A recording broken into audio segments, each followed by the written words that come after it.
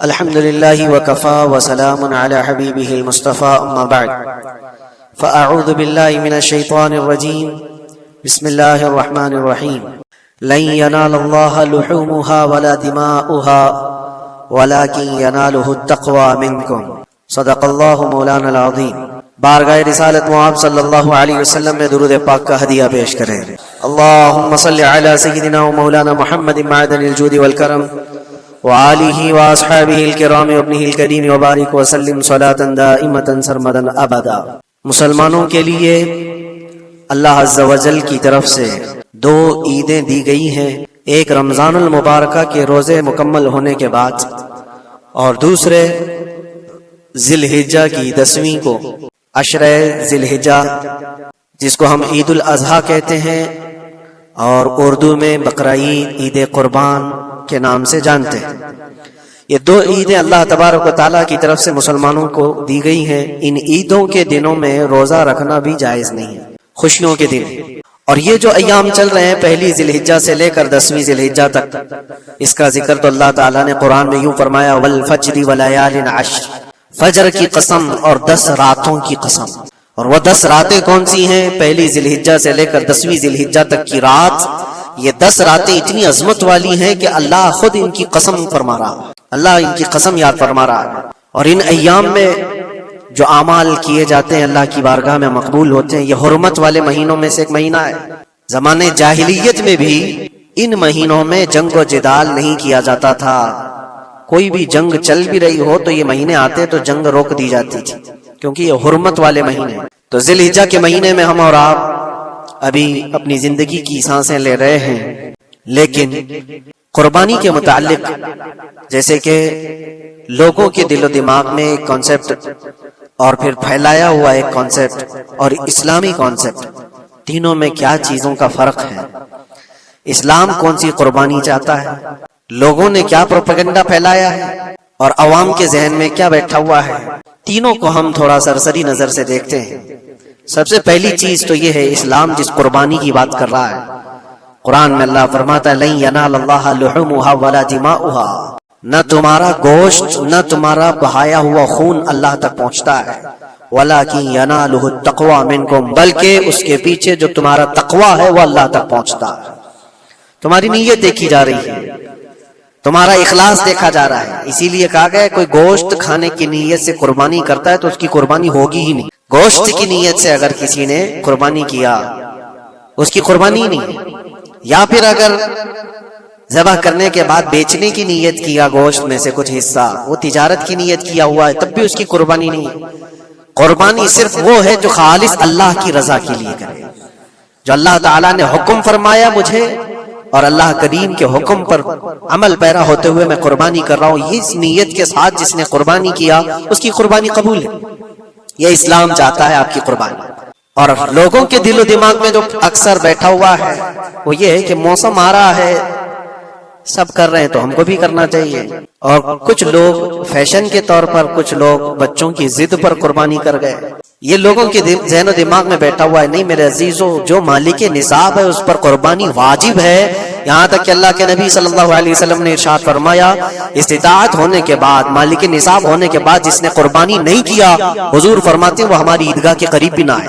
حضور اکرم صلی اللہ علیہ وسلم فرماتے ہیں وہ ہماری عیدگاہ کے قریب نہ آئے۔ اس کے لیے دنیا میں یہ وعید ہے تو آخرت میں اس کا عذاب اور ہے۔ تیسری چیز جو پروپیگنڈا کیا پھیلا ہوا ہے قربانی کو لے کر، ایک بہت بڑا پروپیگنڈا ہے۔ اسلام کے خلاف کچھ بھی بات پھیلانے کے لیے لوگوں کو صرف ایک چھوٹی سی سوئی چاہیے کہ ان کا ایک پھیلایا ہوا یہ پروپیگنڈا کہ لاکھوں ہزاروں اینیملز اس میں کاٹ دیے جاتے ہیں، ذبح کر دیے جاتے ہیں، خون بہایا جاتا ہے، اس کا حاصل کیا ہوتا ہے؟ جیوت چیزوں کو مار دیا جاتا ہے۔ میرے عزیزو، لوگ یہ باتیں تو صرف اور صرف اسلام کے خلاف کرنے کے لیے پھیلاتے ہیں، جبکہ میں آپ کو بتاؤں دنیا کے تقریباً مذاہب میں قربانی کا کانسیپٹ موجود ہے۔ اکثر دینوں میں وہ الگ الگ انداز ہے، کہیں بلی چڑھانا ہو گیا ہے، کہیں دیوتا کو کچھ پیش کرنا ہو گیا ہے۔ قربانی کا کئی جگہوں پر یہ کانسیپٹ موجود ہے، لیکن کوئی اپنے گریبان میں جھانکتا تھوڑی نا، دوسرے کے گھر میں جھانکنے کی عادت زیادہ ہوتی ہے۔ اسلام کی قربانی لوگوں کو نظر آتی ہے کہ مسلمان جتنا پریکٹیکل ہے اپنے دین پر، دنیا میں کوئی بھی اپنے دین پر اتنا پریکٹیکل نہیں ہے۔ کوئی بھی اپنے دین پر اس طرح پابندی سے عمل کرنے والا ملتا نہیں۔ جلن اسی بات کی تو ہے کہ کوئی پوسٹر نہیں لگاتے، کوئی اعلان نہیں کرتے، اور جمعہ میں پوری صفیں ان کی بھری نظر آتی۔ کون تمہیں پرچار کر کے جمعہ میں بلاتا ہے؟ وہ خالق کائنات کی طرف سے تمہارا جو لگاؤ ہے، وہ جو تمہیں کھینچ کر گھروں سے مسجدوں میں لاتا ہے۔ فتنوں کا دور ہے، اس کے باوجود جمعہ میں کوئی بھی مسجد ایسی نہیں ہوگی جو خالی پڑی ہوئی۔ مسلمان آج کے دور میں بھی اپنے دین پر عمل پیرا ہے، اور یہ تکلیف کا سبب بن جاتا ہے دوسروں کے لیے۔ اسی طرح قربانی کے ایام آتے ہیں تو کچھ ماڈرن خیالات والوں کو لا کر کے ہمارے درمیان پیش کیا جاتا ہے۔ وہ ایسی میٹھی میٹھی باتوں کے ذریعے سے تمہیں لبھانے کی کوشش کریں۔ اتنے پیسے خرچہ کرنے کے، 40,000 کا 50,000 کا بکرا لینے سے بہتر ہے کسی غریب کو مدد کر دیا جائے، کسی کا گھر بنا دیا جائے، کسی کا راشن پہنچا دیا جائے۔ میاں وہ سال بھر ہم کرتے ہیں الحمدللہ، قربانی کے دنوں میں ہی کیوں؟ اللہ کے نبی صلی اللہ تعالیٰ علیہ وسلم کی حدیث سن، حضور پاک صلی اللہ تعالیٰ علیہ وسلم فرماتے ہیں قربانی کے دن، یعنی ذی الحجہ کی 10، 11 اور 12، یہ 3 دنوں کے اندر حضور فرماتے ہیں کوئی عمل دنیا میں قربانی سے زیادہ اہمیت اللہ کے نزدیک نہیں رکھتا۔ کوئی عمل اللہ کو اس سے زیادہ پیارا نہیں ہے قربانی۔ اور ایک بات میں آپ کو بتاؤں، لوگ ہمیں ظالم کی شکل میں پیش کرتے ہیں کہ یہ کاٹ دیتے ہیں، ذبح کر دیتے ہیں۔ ہم اپنی مرضی سے اگر کاٹیں، اپنی خواہش کے لیے کاٹیں تو حرام ہے، اور جس نے خود جان ڈالا ہے اس کے حکم پر کاٹے تو یہ حرام نہیں ہے، یہ اس کے حکم کی فرمان برداری ہے۔ ایک بات یاد رکھو، جانور تو یہ بکرا ہو، بھینس ہو، اونٹ ہو، جن کی قربانیاں ہوتی ہیں یہ الگ۔ جو مچھلی کھاتے ہیں اس میں بھی اگر کوئی انٹرٹینمنٹ کے لیے شکار کرتا ہے کہ اپنی تفریح قلب کے لیے، تو اس مچھلی کا شکار کرنا بھی حرام ہے۔ ہاں، کھانے کی نیت ہے، تجارت کی نیت ہے، تو مقصد کے تحت اگر مچھلی پکڑ رہا ہے تو اس کے لیے جائز ہے۔ اسلام یوں ہی کسی چیز کی جان لینا اور خون بہانے کا حکم نہیں دیتا۔ اللہ تبارک و تعالیٰ کا حکم ہے، اور اس نے کائنات کو جس انداز سے بنایا ہے، ان جانوروں کو اللہ تعالیٰ نے ہمارے کھانے کے لیے بنایا ہے، جس کی وجہ سے یہ قربان کیے جاتے ہیں۔ اور اگر میں کہتا ہوں سارے جانوروں کی قربانی بند کر کے دیکھ لو، پھر جانور ہی رہیں گے، تمہارا رہنا مشکل ہو جائے گا۔ اسلام کی یہ قربانیاں تو سال میں ایک مرتبہ ہوتی ہے نا، جو ایک دن کی جاتی ہیں، 10ویں ذی الحجہ سے 12ویں کو۔ اگر نوجوانوں میں ایک دعوت دیتا ہوں، جاؤ، آج تو AI کا زمانہ ہے، کچھ بھی پوچھو تو لا کر کے تمہارے سامنے رکھ دے گا سارا ڈیٹا۔ ذرا یہ بھی ڈیٹا نکال کر کے دیکھ لو کہ سال بھر میں KFC میں کتنی چکن ذبح ہوتے ہیں پوری دنیا بھر میں پر ڈے۔ میکڈونلڈ صرف چکن ہی نہیں بیچتا، گائے کا گوشت بھی بیچتا ہے پوری دنیا بھر میں، جس کو یہاں پر بھی بہت سینے سے لگا کر کے رکھے گئے ہیں۔ پوری دنیا بھر میں ان کا استقبال ہے، کیونکہ امریکن کمپنیاں ہیں، باپ دادا کی کمپنیاں ہیں، ان کو کوئی آنکھ نہیں دکھا سکتا۔ اور انٹرنیٹ کے ڈیٹا کے حساب سے پر ڈے 68,000 گائے تو میکڈونلڈ ذبح کرتا ہے۔ پر ڈے کی بات کر رہا ہوں، سال بھر کی نہیں۔ سال بھر ان کا ڈیٹا بہت زیادہ ہے، ملینز میں ہے، اور 1 بلین سے زیادہ چکن وہاں پر بھی قربان ہوتی ہیں جو فرائیڈ چکن کھاتے ہیں۔ یہ تو ایک کمپنی کی بات کر رہا ہوں، ایسی بہت ساری کمپنیاں ہیں۔ تو کبھی کسی نے یہ اعتراض کیا کہ یہ کمپنیاں اتنے جانوروں کو ذبح کرتی؟ نہیں، بقرعید کے دن سب کے سینگ نظر آتے ہیں، جانوروں کی محبت عمر کر کے آتی ہے۔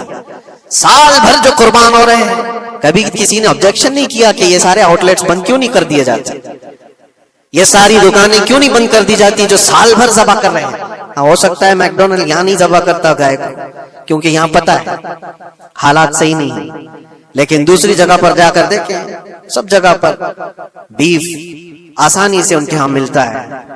میں یہ باتیں صرف اور صرف یہ اس لیے کہہ رہا ہوں، پھیلایا ہوا پروپیگنڈا کیا ہے؟ جانوروں سے محبت یہ سکھائیں گے ہمیں؟ اللہ کے نبی صلی اللہ تعالیٰ علیہ وسلم فرماتے ہیں، بنی اسرائیل کی ایک خاتون کو میں نے جہنم میں دیکھا۔ کس بنیاد پر؟ فرماتے ہیں وہ عبادت گزار تھی، زاہدہ تھی، پرہیزگار تھی، لیکن ایک بلی پالی ہوئی تھی۔ اور اس نے کبھی عبادت کرنی ہوتی تو 2 دن 3 دن تک اپنے کمرے میں گوشہ نشین ہو جاتی تھی اکیلی، اور اس نے اپنی بلی کو ایک جگہ پر گلے سے رسی لگا کر باندھ دی اور 3 دن تک وہ اپنی عبادت میں رہی، مصروف رہی، اور 3 دن کے بعد اسے خیال آیا تو جا کر دیکھی بلی مر چکی تھی۔ حدیث پاک میں صحیح حدیث ہے، اللہ کے نبی صلی اللہ علیہ وسلم فرماتے صرف اس بنیاد پر اللہ تبارک و تعالیٰ وہ عبادت کرنے والی عورت کو جہنم میں بھیج دیا۔ جو میری مخلوق پر رحم نہیں کرتا وہ رحم کے قابل نہیں ہے۔ یہ سکھائیں گے ہمیں جانوروں پر رحم کرنا؟ ہم جس جانور کو ذبح کرتے ہیں وہ اللہ کے حکم سے کرتے ہیں، اس کے علاوہ کسی بھی جانور کو ظلم کرنا، اللہ کے نبی صلی اللہ تعالیٰ علیہ وسلم کی حدیثوں میں سے یہ ہے کہ جانور پر ظلم کرنا ذمی پر ظلم کرنے سے بڑا ہے۔ اور ذمی کیا ہے؟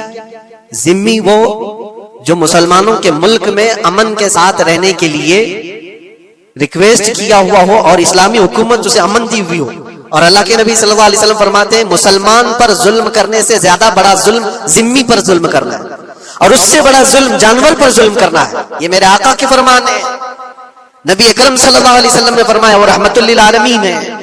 اور ایک بڑی بات میں آپ کو بتاؤں، جو یہ پھیلایا جاتا ہے کہ جانوروں پر ظلم ظلم، سیدنا امام غزالی رحمت اللہ تعالی علیہ کی بات میں پڑھ رہا تھا، حجت الاسلام، جن کی کتابیں پڑھ کر کے لوگ اللہ کے ولی بن گئے۔ امام غزالی کا نام سنا ہے؟ اتنی کتابیں انہوں نے لکھا، تصوف کے امام ہیں، علم کلام کے امام ہیں، منطق کے امام ہیں، فقہ و تصوف کے امام ہیں، بے شمار علوم و فنون کے دریا بہائے ہیں۔ اس حجت الاسلام امام غزالی رحمۃ اللہ علیہ کے انتقال کے بعد ان کے بھائی نے ان کو خواب میں دیکھا اور پوچھا آپ کے ساتھ اللہ نے کیا معاملہ فرمایا؟